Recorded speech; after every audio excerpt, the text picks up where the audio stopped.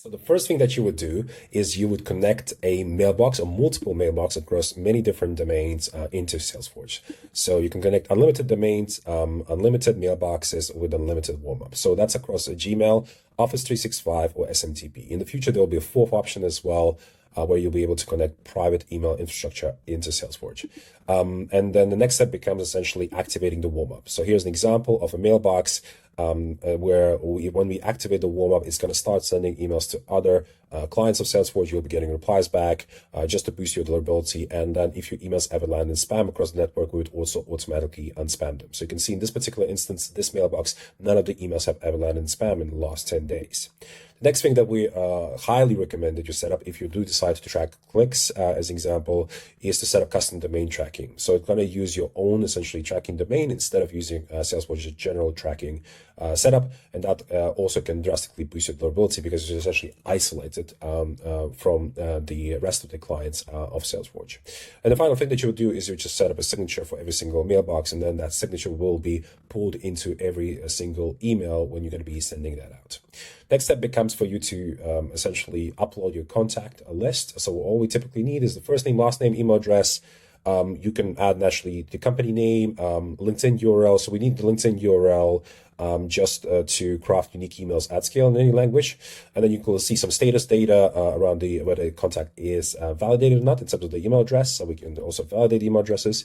And then you can have also various sort of variables that you can use, whether you want to use that for titles or many other things. So when you typically upload a list, you would set a tag, and then you would use these tags in a lot of different sort of clever ways to either assemble a list quickly or sort of reprocess the list really. So the next step would be to create your product. So the way that Salesforce AI works is we are looking at what do we know about the prospect based on their website and LinkedIn.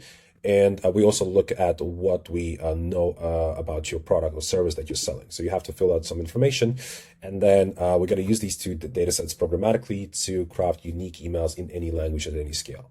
So this is the type of information that we need, and you can do that in multiple different languages if you're looking to drive up reply rates, because one of the easiest ways to increase reply rate if you actually send an email in the native mother tongue of your recipient. So here you can see a bunch of campaigns that I'm running. The way that you assemble a campaign, you would just click on new sequence. You would name that sequence test 1, 2, 3. You select the product that you're selling in the language that you're selling in.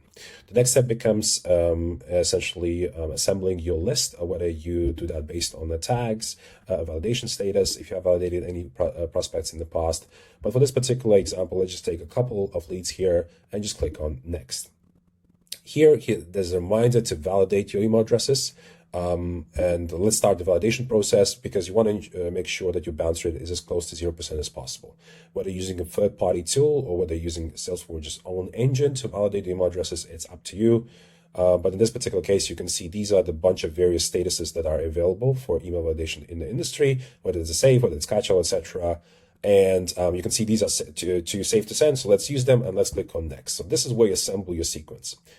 Typically, we recommend that you only have 3 maximum steps within a sequence, because after the third email, the likelihood of reply is relatively low, and the likelihood of a user reporting you for spam is relatively high. So one of the things we highly recommend you do is that you use spin tags. And spin tags essentially is constant randomization, because what Google and Microsoft don't really like is that you're sending static/templated content at scale. So you would open curly braces, you would say hi, you have vertical bar, hello, vertical bar, hey, as an example. So then the system will pick randomly one of the 3 words. So this is super important if you do decide to use templates. However, if you are looking to ingest any AI capabilities, so one of the first ones we have is a way you can partially essentially ingest the content into the email, and that variable is called the icebreaker. So what we'll do is we'll scan the website or the LinkedIn profile of the recipient, typically looking at the job history, and it'll make sort of one-line observation or a compliment about them. And then it will follow typically with the template. So just make sure you're using spin tags. So you can use spin tags across sentences, also on the whole paragraphs. And then you would close off with the sender first name. And then the signature will follow when the mailbox will be randomly allocated for every single lead. Now, if you would like to the whole email to be personalized, you click on Generate with AI.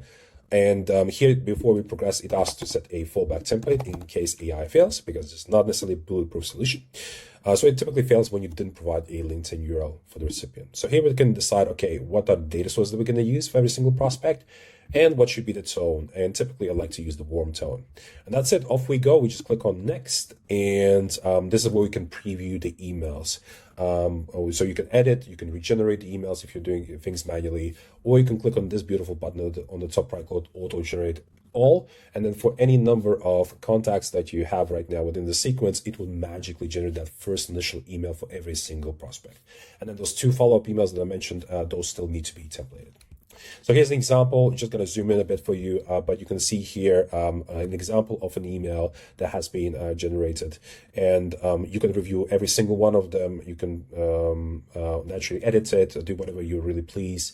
But typically what I would do is I would click on this magical button called auto generate all, and you're done for any number of leads. That's what I call one-click personalization. Then you set your time zone, your schedule, you click on next, and here we got a bunch of mailboxes loading, but essentially then you decide on a few of the settings, whether you want to track the open rates or the clicks within your campaign. And typically I don't recommend to track opens or clicks because that can damage your deliverability. Then I do recommend to send your emails as plain text. And essentially that will strip the whole HTML from the email, because HTML can also damage deliverability. And then there's an option around stopping multi-threading on reply. So this is essentially when you're reaching out to multiple individuals at the company. So this is tracked based on the domain. And then if one of the recipient replies back, you may want the sequence to stop. So if you want that to happen, just click on this toggle. And then there's a couple options around opt-out. So whether you're using a link or a piece of text snippet. If you're using text snippet, you can adjust the snippet. However, we typically recommend to use the text because any links in the initial email of your sequence do damage deliverability. So that's it. You would launch, and then all your replies across all the email addresses would land in the section that we call the prime box. So you can see here when you have a response here from a person, and then you can reply back to that person. You can assign a label, whether it's positive, negative, it's a wrong contact, for example, in this particular case. And then you can have a bunch of labels. You can also create new labels here as well. So if you got any questions about this, just feel free to reach us out via the chat button on our site.